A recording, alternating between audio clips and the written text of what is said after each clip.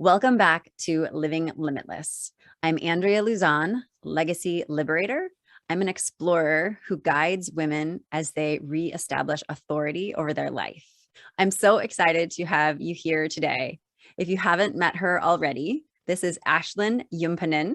She is amazing. And Ashlyn, just tell us a little bit more about yourself.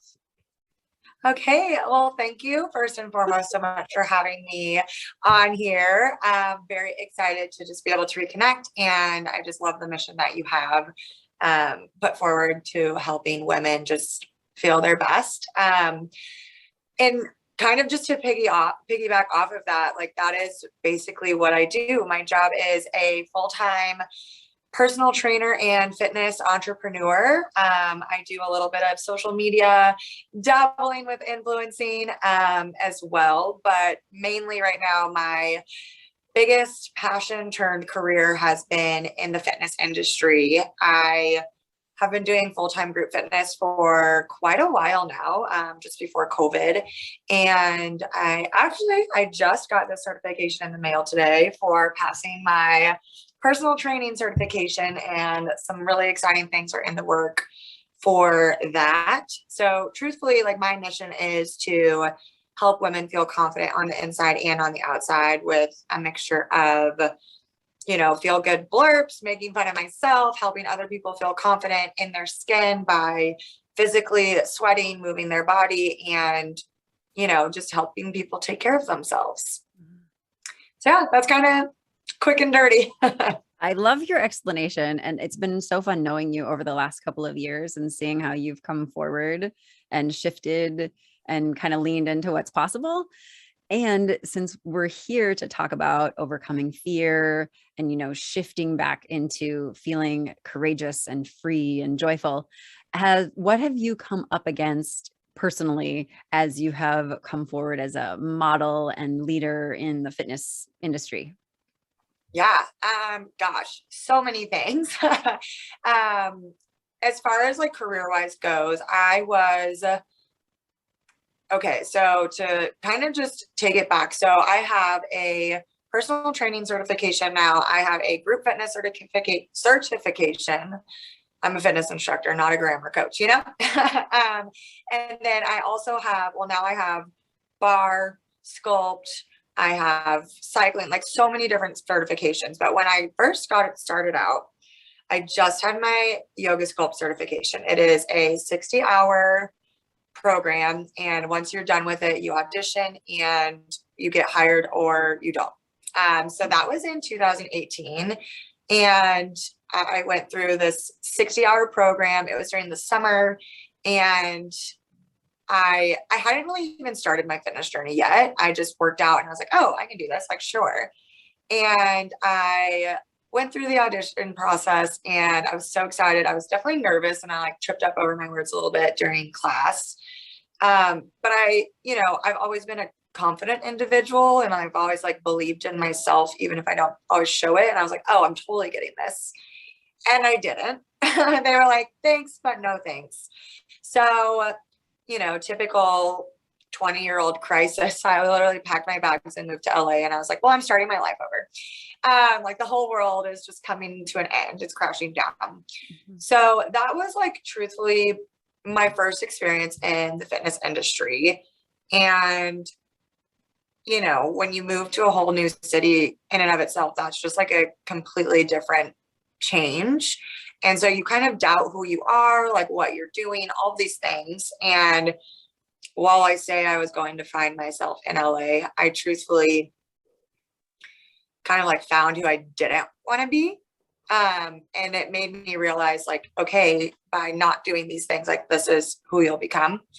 And so when I moved back from LA, 2019, I reached out to my friend Grace, actually, and I had already been yoga sculpt certified and it follows you wherever you go. And so I asked her about going to a different company and auditioning for them. Yeah. And so I went to the weekend intensive. I auditioned and I got the job. So it was my first time. As I think I was teaching maybe 2 classes a week. and still just trying to figure out like what else I was going to do. I was like, wedding and event planner turned into like wannabe fitness professional. Bless you. Bless you. Sorry, am I boring you? No, I muted. I muted. No. I could sneeze. That's so funny. I like watched your face like, right. And so, you know, I think I felt that sense of confidence come back in who I was. And this was in December of 2019. And then she who must not be named, March 2020, the whole world shut down. So, you know, I finally, in February, I had become teacher of the month at this studio. And I really just felt like I was getting into my groove. And then when the world shut down, like people weren't allowed to sweat in person because, you know, that's how we thought it traveled, was through perspiration. And so we just completely shut down everything. So I turned to, honestly, like Pinterest, other influencers who are in the fitness space, and tried to figure out like how to do all this stuff on my own. And so it's been all of these little tiny setbacks that have pushed me into like a bigger comeback. You know, Kansas City has been pretty fortunate with the whole pandemic of being able to kind of get back to a new normalcy pretty quickly. And so I ended up getting asked back to go to that same company in July of 2020. Worked there for until January 2021. So about, what is that, 8 months ish? Maybe. So yeah, 6 months. 6 months. Rounding up 7, 8. Yeah, I think I got officially hired back July or June, and then started in July. So like in between there, and it was like late January that I got the axe. But you know, what was really, it was pretty crazy because I was the only person teaching sculpt classes towards the last few months of class. I mean, you were there, you were taking my classes multiple times a week. And I kind of created a community within a company. Like this was a big corporate company for, you know, just sake of the video. I'm not going to say what company I worked for. If you know, you know, kind of one of those things. But yeah, it was a large corporate company, and there are some rules, but you know, you still have free range as a fitness instructor. And I think that as I started teaching more, I went from 5 classes to like 15 to 20 classes a week that I was teaching. So I was teaching so much. And I think practice makes perfect is like such a beautiful quote here, because the more that you do something, the more confident you feel. And as I started gaining so much momentum, and like people were coming to my classes and picking up, because, you know, it was hard working out in a mask and working out in 100-degree rooms, and just, you know, feeling like a sense of community had been gone for so long. Like I had to pick up the pieces and truly rebuild a community. And I was really doing that, and it felt great. And, you know, I kind of started getting a little ambitious and like creating my own challenges within a corporate company. And I don't think they loved that too much. And I got fired. So I went from teaching 20 classes a week to 3 at a different studio. I was at 2 studios at the time. And, you know, I was actually thinking about this while we were getting ready, because I was reading your passage of just talking about how like rock bottom. And I think rock bottom is different for everybody. And I think, you know, when I look back, I felt so deep in the rock bottom feeling. But like now that I look back, I'm like, it could have still been so much worse. Like everyone has their own perspective of it. Totally. You know, like I still had a roof over my head. I still had food. Like I had an amazing significant other who was taking care of me and like taking care of financials while I tried to like pick up my life.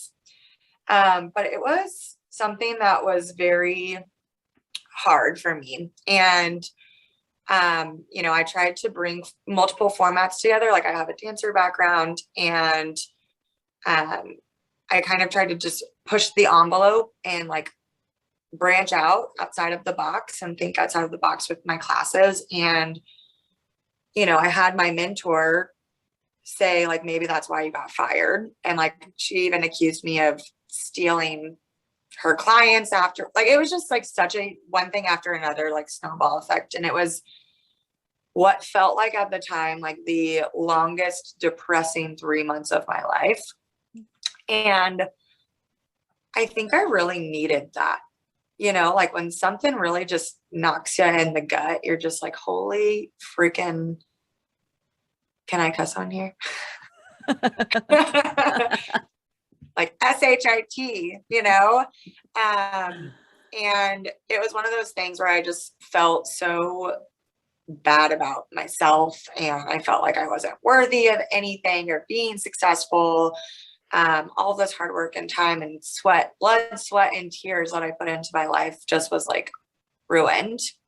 Mm-hmm. And so it probably took me about 3 months to like really pull myself out of it. Like, me, I move for a living and I couldn't get off the couch. My boyfriend was like, do you want to go work out? And I was like, no, I'm just going to lay on the couch and watch a movie or something like that. Mm-hmm. And so I think this answer was way longer than I meant it to be, but I was like, oh my gosh, like there have been so many things that I've come across. And I think my biggest flex is that I never give up. I literally, no matter what happens, it's like you throw it at me and I just take that baseball bat and I just hit it out of the park because I refuse to settle, like after everything that I've been through. And I think sometimes you need those challenges, is a good way to put it, to be thrown at you in order to like show yourself how many possibilities you have, and like to show yourself how limitless you are, and like really tap into the potential that you have. So very long answer there. But I was like, oh my gosh, this happened, and then this happened, and then this happened, and oh wait, that happened. Like, just so many things to get me to where I am today. And yet I'm hearing you say that you actually gave yourself some time to, lick your wounds. I have a piece of a program that I offer is called Wounds as Wisdom. And so I'm hearing that it sounds like one of the steps to coming back around and, back into what do I really want was to give yourself some time on the couch and like, this just feels really crappy right now. But what else? So what were the other pieces that when you look back on it, what else served you? So there was some time, there was some downtime, some like actually feeling the pain time. And so what else? Like, what would you, if you had a friend who this happened to, what would you recommend that she could do after the, binge watching and being really sad? Like what else? What is another thing you recommend? You know what? I think it was kind of like a breakup in and of itself, kind of in a sense, is a good way to almost parallel it, because it hurts. It gets you like right in the heart at the very beginning. And it's like, oh my gosh, the world is ending. Like I'm never going to be okay again. And the same thing with a breakup, like day by day, it starts to get a little bit easier. And sometimes you'll have those days where like, it sucks all over again. And eventually it got to the point where, I'm a pretty like self-motivated, self-starter person. And so for me to like take that long, it was really hard for me to like take that long, but I was just like, I just didn't have the willpower to do it. And then eventually one day I was just like, you can't sit here anymore. Mm-hmm. Like you can't sit here and wallow in self-pity anymore. You've done it. And I think it was just one of those days where I woke up and it was like the pain was still there. Like, I don't know if that will ever fully go away, because it's almost humbling to remember like a started from the bottom, now we here kind of moment. Yeah. Mm-hmm. But it was like, it went from being pain to a learning lesson. I don't really have, like, this sounds so crazy, I don't really have like anything that I did specifically. I watched like a ton of TV, and I just laid there and I didn't move and I didn't do anything. So it's like, it wasn't like there was one thing that it was like an aha moment. I just knew it was time for me to like pick myself back up and get started again. Like I couldn't waste another day feeling sorry for myself. And I think, you know, that is kind of advice in and of itself. Take your time. It's okay not to be okay. Like it really truly is. And I think one thing of just a piece of advice for me is like, it's the rule of sevens. My boyfriend Jack told me about this of like, will it matter in 7 seconds? Like if yes, like take that time, 7 minutes, 7 hours, 7 days, 7 months, years, so on and so forth. And, you know, it was kind of one of those things where like, it still hurt for a while. It probably, you know, it took, thank goodness it didn't take 7 months, but it was kind of like that increment of like, I needed to let myself feel because it felt like my whole world was discombobulated and I had to like pick up the pieces one by one. Mm-hmm. I journaled a lot. I love journaling. I love writing. I'm like obsessed with my own handwriting. Oh, gosh, narcissist over here. So like I loved writing stuff down. And eventually I think I was just tired of seeing other people like being successful. I muted a lot of people. I muted stories. I muted posts. I didn't really get on social that much. And I was just tired of seeing other people. And instead of thinking like, how come, what is it? It's not like instead of being jealous of them, I was like, how can I make it for me too? Kind of, I know there's like a saying, I can't think of it right now, but it's like, why, instead of thinking of like, I can't do that, I'm jealous of them. How about like, how can I do that so that I'm not jealous of them type of a mentality. Also therapy. I think therapy is such a, there's such a stigma behind it, but I think truthfully, like being able to just talk to somebody who has an unbiased opinion about life and the things that you're going through is truthfully so liberating because you feel less alone and you feel like, I think that was it too. I just started opening up about what happened and other people, you know, it happened in the perfect time of that, like kind of everybody got laid off because of COVID. And it was like almost a normal thing for someone to be like, I lost my job or I got fired. And so whenever I talked about it, I realized I was less alone than I thought. Because for me, all I had was my couch, my TV, my cat, and like stuffing my face with unhealthy food. I'm like, Taco Bell? Yep, want it. And I think that was something that I realized, you know, being able to like talk about it, I felt better.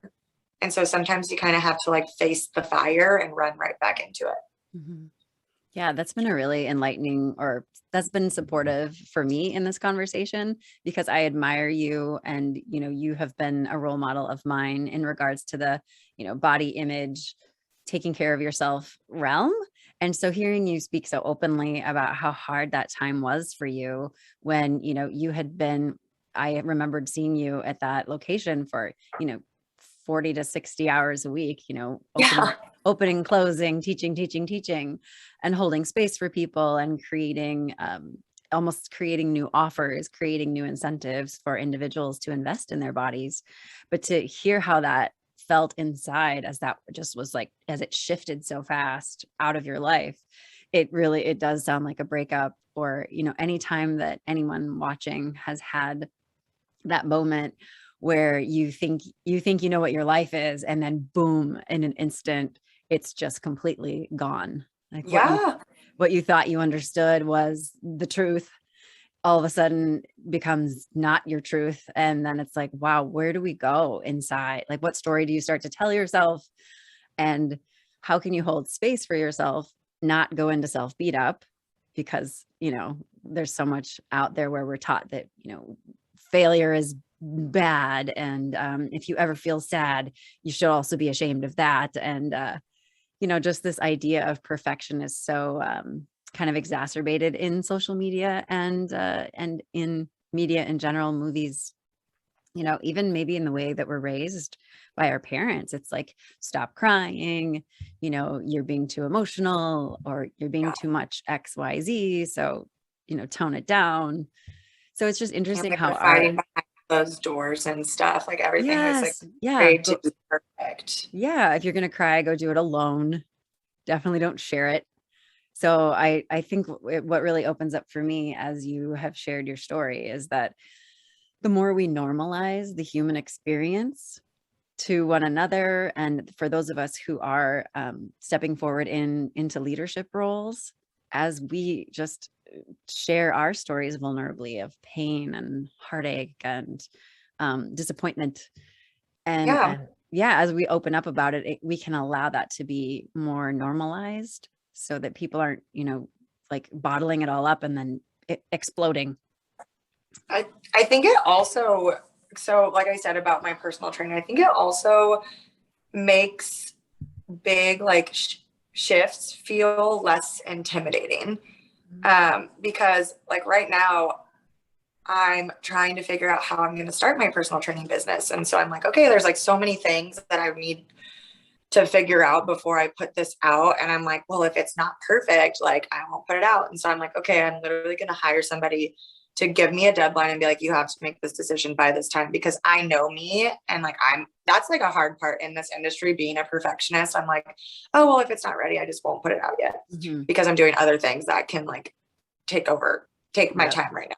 Right. But I think, my mantra kind of with this is like, I wrote something down the other day of like, just start messy, start even if you don't know what the hell you're doing, but just start, like put one foot in front of the other, take one tiny step at a time. And eventually those tiny steps will create something like very big and beautiful, but you don't ever get that until you start. And like, sometimes it'll be 5 steps forward, 10 steps back. And like, so my kind of mantra for this is like, fail forward.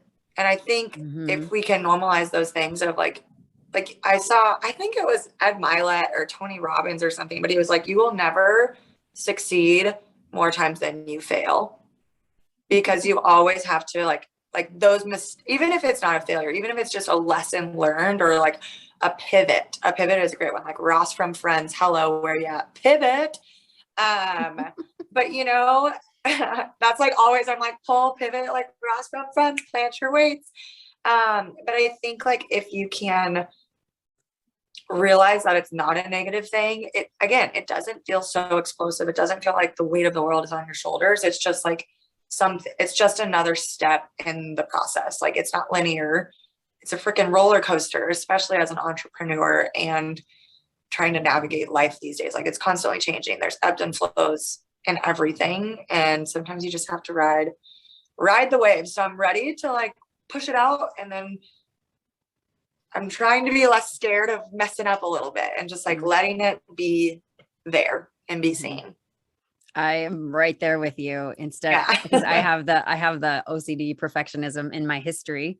And yes, it's like, it's almost like the sentiment of, I'm not going to do it until I cannot fail, which is ridiculous. Right. And it never happens.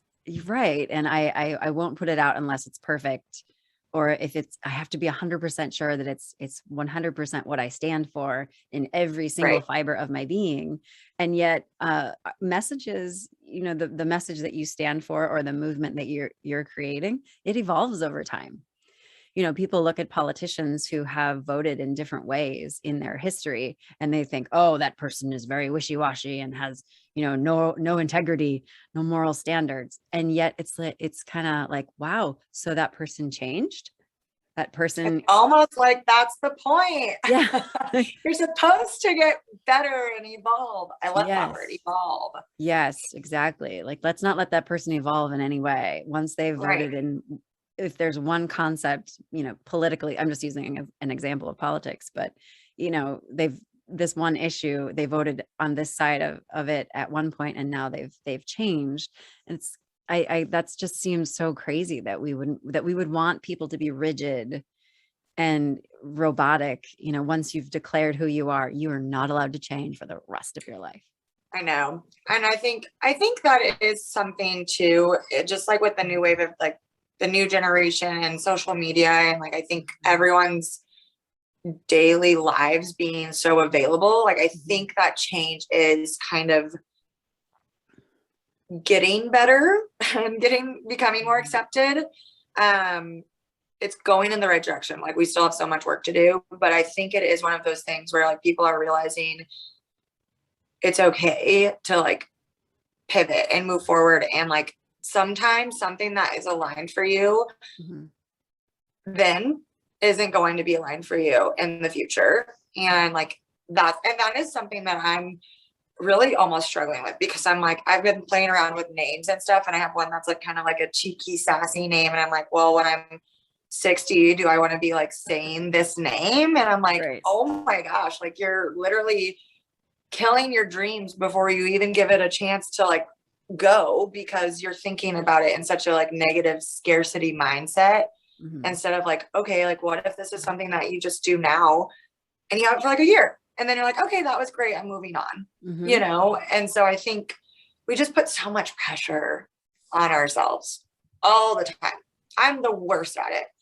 And I think it's truly because my job is made for other people. Like Mhm. I do what I do for other people. I love what I do, and I can Mhm. sit here and do it all the time, but like ultimately I'm performing for other people, and they're either going to like it or they're not going to like it. And I think that's where that extra like pressure and buildup comes from. And Mhm. it's just like drilled in my noggin. Like it's always there. Yes. Yes. Oh my goodness. I also love the like. Would you be open to some coaching for a moment? Sure. So something I'm working on personally, and what I have learned in my coaching training is that instead of saying I'm the worst at it, you could say like in the past I have been the worst at that, or you could even try up until now I have been the worst at that, and I I'm have up until now. up until now I've been the worst at that, or in the past I've been the worst at that. It's something I'm still working on, because I'll say something like, and I'll say accidentally, I'll say it out loud in front of my kids. Drawing, we were drawing things the other day, and my brother-in-law is a fantastic artist. And therefore, I think because he grew up drawing so much, my husband's also quite good at drawing. And so we've helped, we've supported the kids, or we've been drawing pictures next to the kids. And I'll say something out loud of, mommy's not very good at drawing. Or I'll say, like, I'm just not very good at drawing. And then I'll realize that, wow, I am totally injecting that kind of language into my kids. And so I've really been, it's been such a great way of me seeing myself in a mirror, because then I'll hear them say stuff like that. So I've been really working on, I'm still practicing my drawing skills. Mommy's still practicing Right. her drawing skills, and my daughter has said I'm not very good at reading, and I've caught it, and so now I say, you know what, I'm still practicing my reading skills too.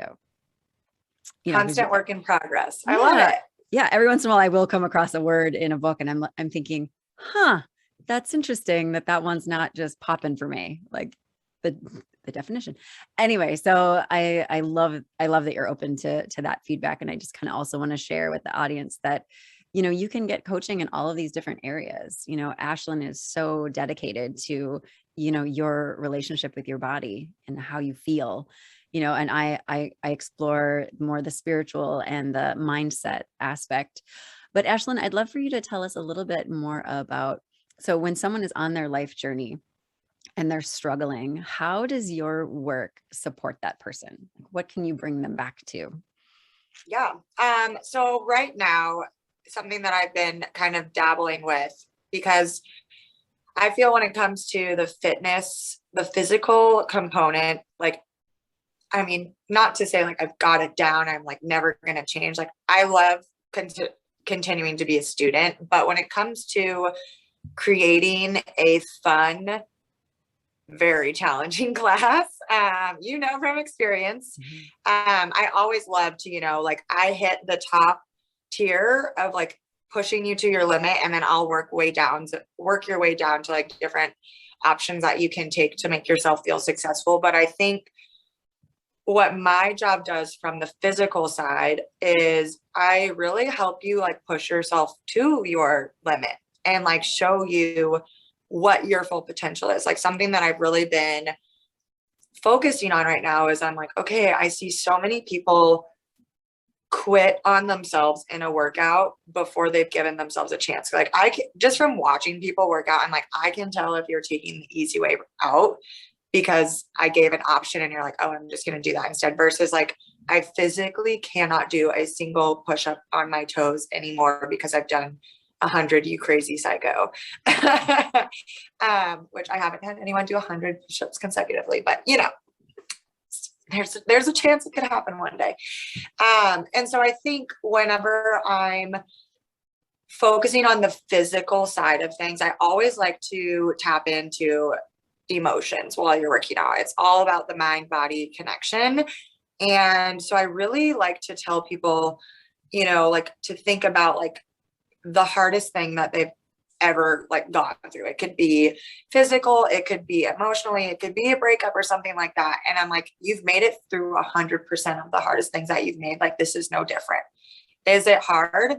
Yes. Is it challenging? Yes. But can you do it? Abso-freaking-lutely. And I think, you know, I have a way of being just enough funny and just enough sassy and just a little bit bitchy coach that I think people like my energy. And I like to make it fun and exciting, and like, you never know what you're going to get. And it's always, we're moving and grooving. And so like, you don't even have time to be like, screw you, Ashlyn, because you're already moving on to the next thing. And you're like, oh, I got to focus on this. I got to do this. And so I love bringing that variety and the fun to it. And this is, and to kind of come back to like what I was talking about, the other component that I've been working on is people have always told me like they love my energy and they think that I'm a very confident person. And I don't always feel that inside. And so something that I would really like to explore is looking into like I don't know if I want it to be like life coach so much as almost like lifestyle / like confidence coach. But really like tapping into like your innermost badass self and just letting her free. Like I woke up to this text this morning and this girl was like, or it was an Instagram DM, but she was like, I saw you wearing that outfit yesterday and I saw you walking, and like, I see you all the time because I live close to you walking around. And she was like, you always walk with so much purpose. And I'm like, half the time if I'm around my building, walking to my car, I'm thinking about like all of the stuff I have to do, or, you know, like I'm not even paying attention. And it's just like one of those things and how you carry yourself. And I think I have learned how to carry myself in a way that's like just a little bit like relatable, but also like it gives people hope, I think. And I think when you can kind of walk the line of like being just enough relatable, because it's like, you know, I think too, sometimes people are like, oh my gosh, your body is so amazing. But I literally move my body probably 50 hours a week. Like that part of my body, trying to coach somebody to get a body like I have, like, unless you're physically moving as much as I am, like, it's not necessarily relatable. And so I try to like humanize myself. And I think that's what motivates people when they're feeling stuck, because I'll talk about, you know, maybe me getting laid off and how I went through something really hard and like how I persevered and how I made it through. Or, you know, I'll like talk about going to get margaritas after this. I'm like, holy crap, I'm so starving. Like, let's go get nachos and happy hour after class or something. And I think it like just gives just enough of that balance to where people keep coming back, and people are like addicted to the energy because you forget about everything else when you're in those four walls. And like, that's kind of what I try to do. I want you to focus, and like, my goal is for you to take something from those classes, from those four walls, and apply it to your life outside. Because yeah, it's an experience. A workout class is an experience. When you're in group fitness and you have all of those people around you, it's a vibe. It's a experience. It's fun, and we're all moving and grooving together. And that's like almost euphoric in and of itself. And I think, you know, moving is just an ultimate mood booster. Like it increases your serotonin levels. It makes you feel better. It makes you happier. It gives you that sense of accomplishment that you did something. And so I think like that's how I've gotten really lucky in helping people. And I'm just like, just talk to me. Like, come be my best friend. Like, I want to know about your life. I want to know what's going on. Like, what are your goals? And I think people feel like they can actually tell me, and I can help them work on it. And if they want more if they want more than just group fitness, then I can tailor it to a more personalized program now that I'm a personal trainer and that I'm like trying to figure out coaching outside of those four walls. So yeah, all of the fun things. I love your message. I love what you Thank you. stand for. I truly do. And that's why I think that's why we magnetized each other in this life and also in this interview series. I know that I know you've been talking about what else you get to offer the world. Is there a free gift that you have for our viewers today? Is there a way that they can get a hold of you or at least get more exposure to your work? What would you like to share? Yes. So first and foremost, free gift that I would like to like share is kind of just some of my personal tips and tricks for creating and maintaining a balanced lifestyle. I'll probably just give a few tips now, but I'm going to take the time to make like a cute branded, like kind of PDF template that people can just have to like save to look back to. But I think, a few things that have really helped me is carving time out of your day to do like something that you love. It could be 30 minutes, it could be an hour, but like, don't forget about those hobbies that you love. I think it's really important to show yourself some self-care and some self-love, even if it's a bath or, like you dance around in your underwear to your favorite party tunes for 30 minutes, whatever it is, taking shots of tequila and we're having a dance party, but like just making sure you take time to take care of yourself. Honestly, I recommend having dance parties like at least once a day. I dance party all the time. It's so fun. I think movement of your body, at least 30 minutes a day. Whether it's, walking, it's a full-on workout, whatever it is, I think, that allows you, again, like I said, movement is therapy and it helps increase your mood. It helps with like your blood pressure. It helps your body. It helps everything stay regular. I think movement is so important. And I truly do believe that like movement is just a different kind of therapy. With that being said, I also think that sleep, recovery, and drinking lots of water is very, very important. And I think we forget about that, myself included, as I'm like, oh, I teach 5 million classes a week. Recovery hasn't necessarily been on the top priority for me lately, and I feel it. And I think what some people don't realize, because they're like, oh, well, if I'm not sweating, like my body's not changing, it's not getting better. And it's one of those things where the recovery, like when you're doing a workout, you are breaking down your muscles. You are like literally breaking down your muscles when you're strength training. And so when you recover, it's giving your body time to like literally rebuild that muscle tissue and like expand and grow around the new muscle that you're making. Because again, it's that parallel, like that setback to the comeback. It's almost like the recovery is the comeback, because like the workout is that setback because you're like breaking them all down. And then in order to get better and go farther, you kind of have to have that breakdown moment so that you can catapult yourself beyond. And so that's something that I'm working on, because I haven't always been great at that. Coaching from Andrea. And so I think people forget. I also used to be really bad about sleep, and sleep is something, I've been in bed this week by like 10 p.m. and that has not happened to me ever. Like even when I've taught my 5 a.m. classes, I will still go to bed at like midnight or something. I'm like, oh, I'll just take naps throughout the day.